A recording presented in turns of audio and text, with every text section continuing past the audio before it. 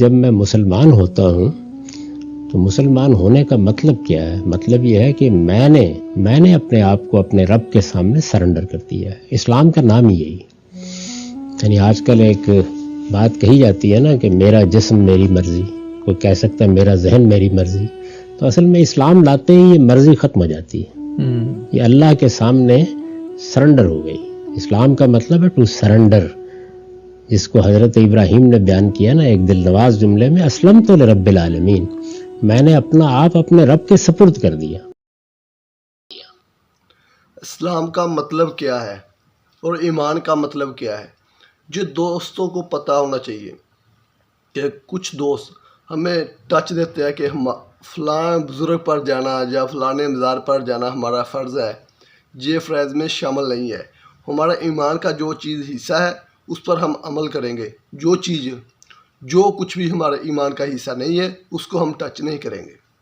اگر ہمارے ایمان کا حصہ، اگر آپ میں کوئی اختلافات ہو جاتا ہے تو اس سے سب سے پہلا یہی کویسچن پوچھا کرے میرے بھائی کہ ایمان کا حصہ ہمارا کیا ہے اور ہمارے اسلام کا حصہ کیا ہے۔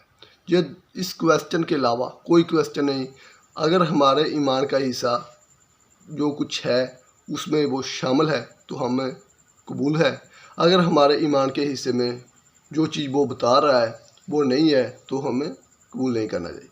اور ایک اور بات، ہم آپ کے ساتھ حدیث بھی شیئر کریں گے، اور اس کے علاوہ سید مولانا حیدر نقوی صاحب اس کے بارے میں، اس خیالات کے بارے میں کیا کہتے ہیں وہ بھی ہم آپ کے ساتھ شیئر کرتے ہیں۔ پہلے ہم بات حدیث سن لیتے ہیں، اس کے بعد دیکھتے ہیں حیدر نقوی صاحب کیا کہتے ہیں۔ حدیث نمبر 49۔ ایک دن حضرت صلی اللہ علیہ وسلم لوگوں میں تشریف فرما تھے کہ آپ کے پاس ایک شخص آیا اور پوچھنے لگا کہ ایمان کسے کہتے ہیں؟ آپ صلی اللہ علیہ وسلم نے فرمایا کہ ایمان یہ ہے کہ تم اللہ پاک کے وجود اور اس کی وحدانیت پر ایمان لاؤ، اور اس کے فرشتوں کے وجود پر، اور اس اللہ کی ملاقات کے برحق ہونے پر، اور اس کے رسولوں کے برحق ہونے پر، اور مرنے کے بعد دوبارہ اٹھنے پر ایمان لاؤ۔ پھر اس نے پوچھا کہ اسلام کیا ہے؟ آپ صلی اللہ علیہ وسلم نے پھر جواب دیا کہ اسلام یہ ہے کہ تم خالص اللہ کی عبادت کرو اور اس کے ساتھ کسی کو شریک نہ بناؤ، اور نماز قائم کرو، اور زکوٰۃ فرض ادا کرو، اور رمضان کے روزے رکھو۔ پھر اس نے احسان کے متعلق پوچھا۔ آپ صلی اللہ علیہ وسلم نے فرمایا، احسان یہ ہے کہ تم اللہ کی عبادت اس طرح کرو گویا تم اسے دیکھ رہے ہو۔ اگر یہ درجہ نہ حاصل ہو تو پھر یہ تو سمجھو کہ وہ تم کو دیکھ رہا ہے۔ پھر اس نے پوچھا کہ قیامت کب آئے گی؟ آپ صلی اللہ علیہ وسلم نے فرمایا کہ اس کے بارے میں جواب دینے والا پوچھنے والے سے کچھ زیادہ نہیں جانتا، البتہ میں تمہیں اس کی نشانیاں بتلا سکتا ہوں۔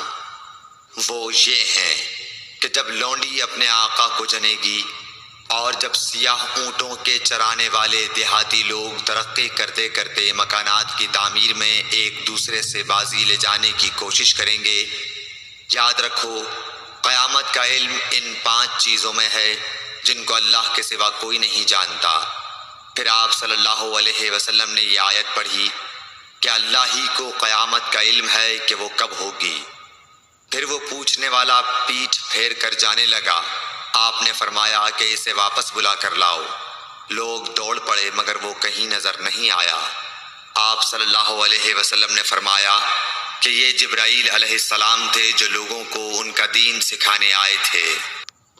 آپ دوستوں نے سن لیا کہ حدیث میں کیا فرمایا گیا ہے، اور ہم نے بھی سن لیا۔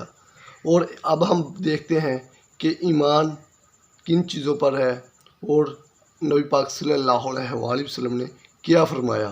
آپ بھی سنیے اور ہم بھی سنتے ہیں، دیکھتے ہیں۔ رسول اللہ صلی اللہ علیہ وسلم نے فرمایا، اسلام کی بنیاد 5 چیزوں پر قائم کی گئی ہے۔ اول گواہی دینا کہ اللہ کے سوا کوئی معبود نہیں، بے شک حضرت محمد صلی اللہ علیہ وسلم اللہ کے سچے رسول ہیں، اور نماز قائم کرنا اور زکوٰۃ ادا کرنا اور حج کرنا اور رمضان کے روزے رکھنا۔ صحیح بخاری حدیث نمبر 8۔ اور اس کے علاوہ حیدر نقوی صاحب کیا فرماتے ہیں، اللہ کے نزدیک دین کیا ہے، اس کے بارے میں بھی ہم ویڈیو دیکھتے ہیں۔ اللہ کے نزدیک دین صرف اسلام ہے، اور یہاں شریعت اسلام بھی اسی میں آ جائے گی۔ اصل معنی اسلام کا کیا ہے، یعنی اللہ اس بات کو دین پسند کر بطور دین کہ جب جو بات تمہیں پتا چل جائے کہ اللہ نے یہ فرمائی ہے، سر جھکا دو، سرکشی نہ کرو، یہ معنی ہے اسلام کا۔ شریعت اسلام یعنی وہ قانون جس کے سامنے تم نے سر جھکانا ہے، جس قانون کے خلاف تم نے زندگی نہیں گزارنی۔ ورنہ اگر نادرہ کے ریکارڈ میں تمہارا نام مذہب مسلمان لکھا ہوا ہے، دین اسلام لکھا ہوا ہے، ضروری نہیں ہے کہ اللہ بھی تمہیں قبول کرے۔ اللہ کہتا ہے جس کا سر جھکا ہوا ہے، جو سرکشی نہیں کرتا میرے احکام سے، یہ ہے دین اللہ کے نزدیک۔